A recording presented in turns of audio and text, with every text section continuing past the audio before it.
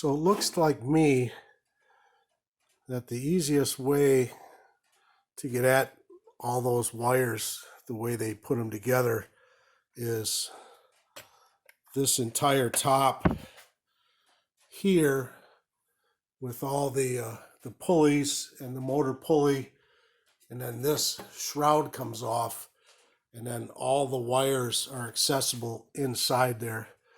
So I think for the time being, I am not going to take that complete top off of there.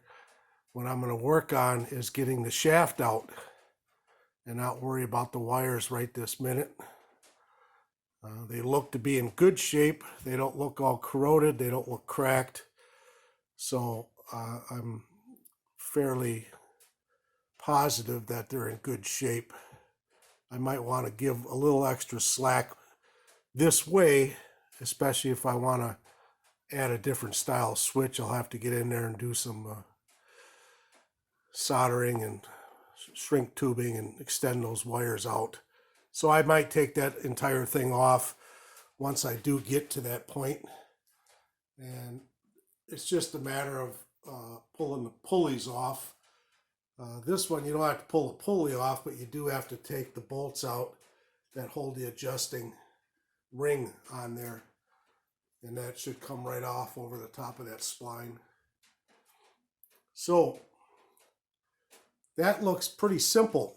So what I'm going to do is I'm going to get the lock nuts loose off of there. I'm going to try doing it when the camera's on, but if it's kind of a pain, I guess, what I'm going to do is probably shut it off until I get them loose, and then I can show you how it comes apart.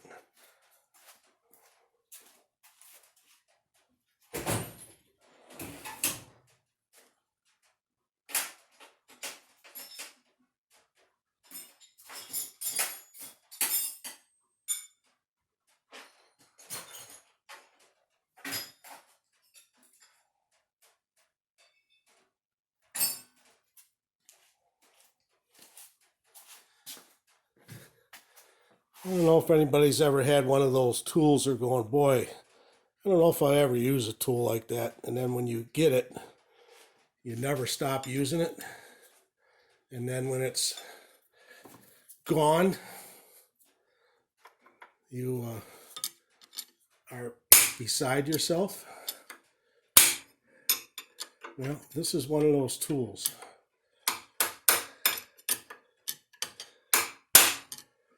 And this doesn't seem to want to come right off. I wonder if it's left-handed thread.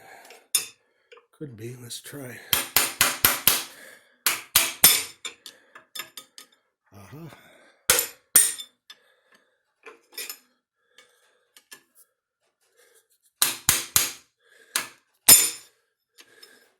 Yep. Folks, it's a left-handed thread.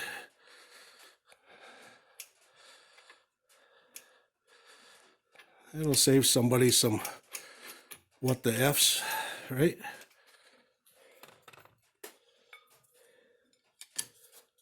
Oh yeah. As soon as you do that, both those nuts come right loose. And let's find out what happens here. I'm going to back you up a little bit. See if I can still see what's going on there. One's off.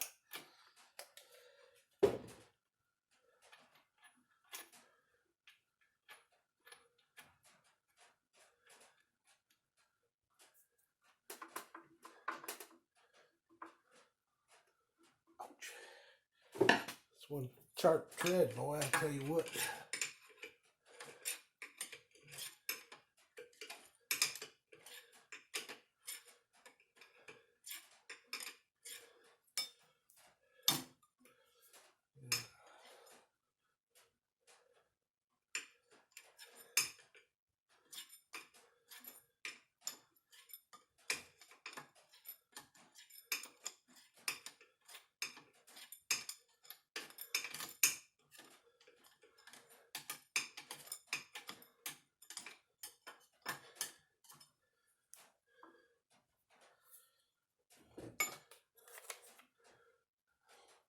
Yeah, it's not much of a thread in there.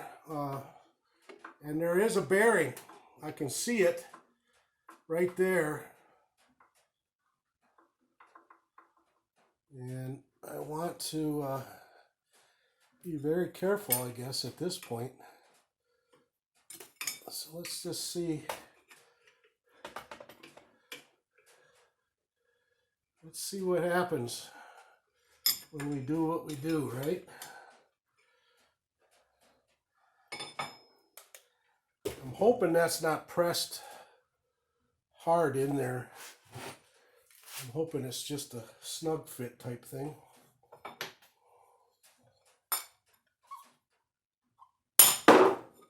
Let's see if that'll work.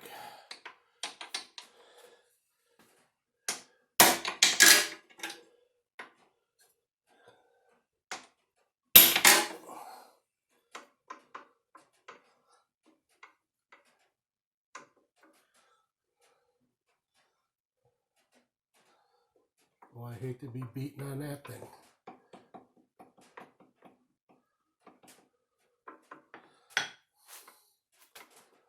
It just feels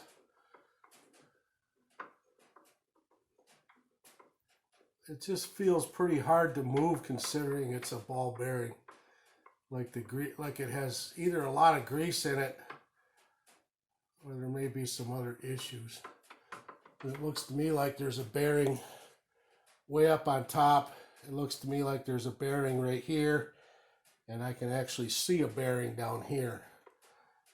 Now my question is how do we get that apart? So what I might do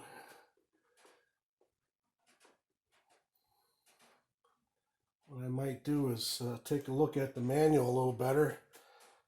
It's one of those manuals that's been translated from different language to English. So you really never know what they're trying to say. I don't know what's going on there. But I'm going to bet that that bearing is probably pressed in there. I don't see any way to get it out. I mean, I don't want to, obviously, I'm not going to beat the hell out of it to try to get it out of there. But I'd like to, what I like to do is try to get this out, which is probably going to make it a lot easier to work on that. So guess what? That's what I'm going to do. So I took this off, and I thought this was going to go boing, boing, boing, boing, boing, but it didn't because it's broken. Should be simple. That should be a simple replacement part. We should be able to find that just about anywhere. Be quite honest with you. Look at that. So I take this off, and that shaft looks like it's going to slide right out. Don't tease me, man. Don't tease me. Oh, look at that.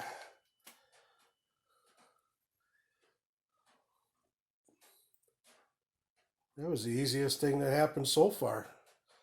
I could actually put that in the lathe and fix that thing up right away. Give me something to do in the afternoon. So let's see what we got. Oh, come on, baby. That's nice. That's nice. Let's see. There's a little screw on the side, and I'm venturing to say is holding this in because there is a spline or a keyway. See the keyway here? And then you see this adjusting screw and nut. I'm going to guess that's part of what makes this go back and forth. It probably takes the slack out of that. back and forth motion with this. So I'm going to pop that out, and I'm going to bet that our shaft is going to come right out. Now this I have locked right now so it don't drop out. So if anybody's doing this, probably be a good idea to also lock that. Keep from banging your fingers anyway, right?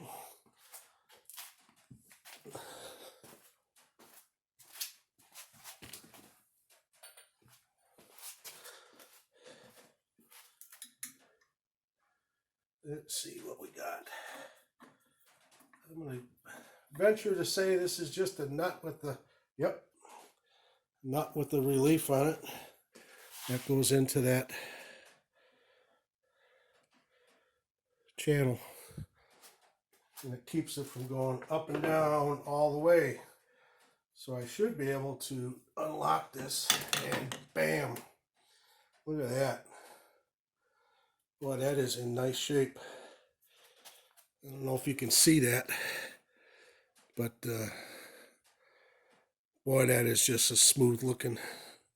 Doesn't look all ground up and doesn't look like it had a lot of garbage in there to make a mess.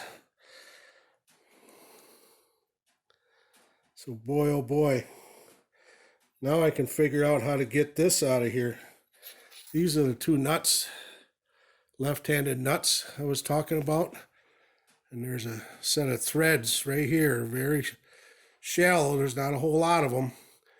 I'm guessing it's just enough to keep that in place. So what I'm going to do is get this cleaned up so I don't turn grease colored. And then I will see if I can get this apart, take a look at our bearings, and decide if I even want to change the bearings. It feels so good right now. It's smooth. So